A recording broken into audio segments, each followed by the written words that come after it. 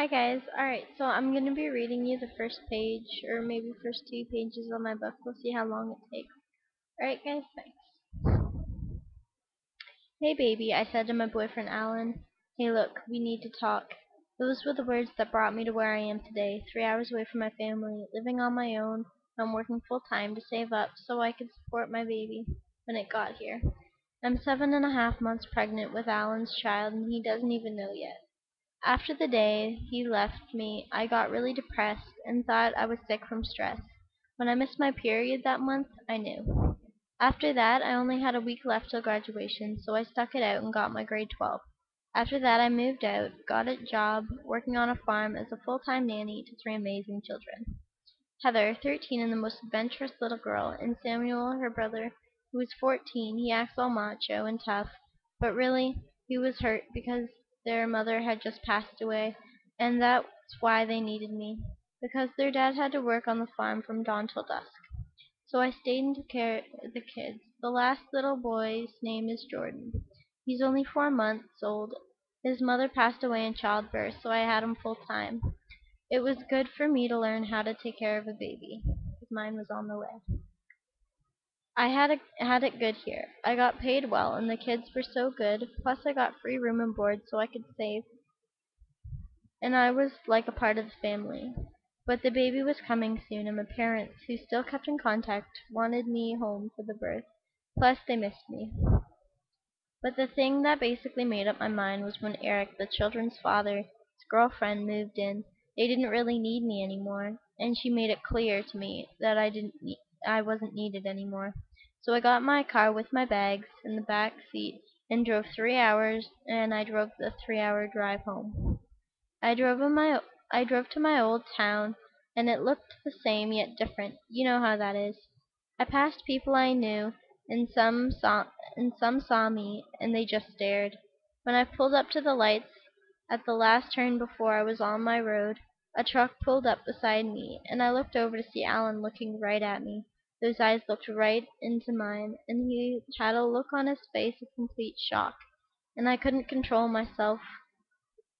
With a burst of tears and sobs came out of me. All those times we had spent together, I never forgot one minute of it all. Those times he said he loved me, all of it lies. I couldn't believe it. The lights turned green and I finished my drive home. His house was one street over from mine, and his truck followed mine. God, I hope he doesn't stop at my house. I don't think he saw my belly. I hope not.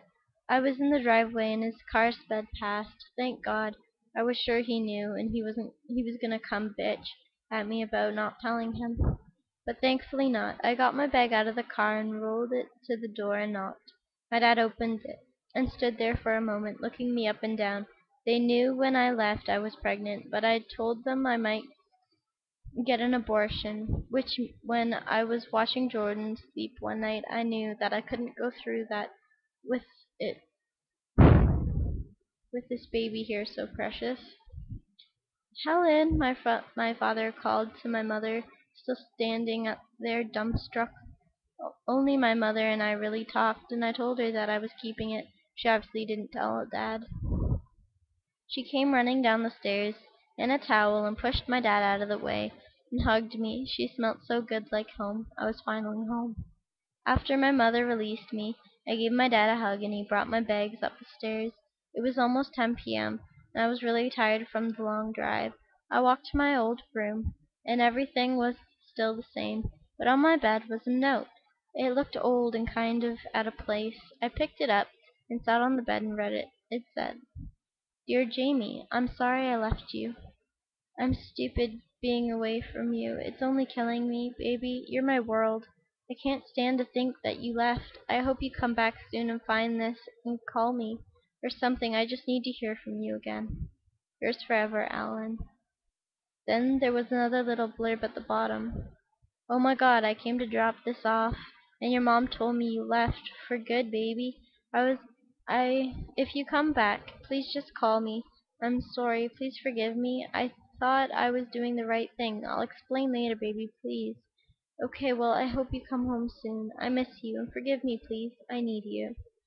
Tears came to my eyes, and I started bawling, He didn't know I spent all this time gone, when I could have had him back, and we could have been a family. I cried on my bed for a couple more minutes before I stood up and grabbed my keys and ran down the stairs as fast as I could, being pregnant and all. My mother saw me and gave me a concerned look. Alright guys, this is page 3. I guess I can fit it in. Mom, when did he leave this? I asked honestly. She should have told me. Honey, he left that the day after you left.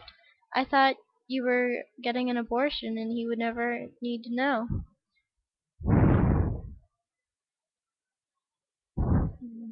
Alright guys, that's enough for now. I'm just gonna make another video, alright?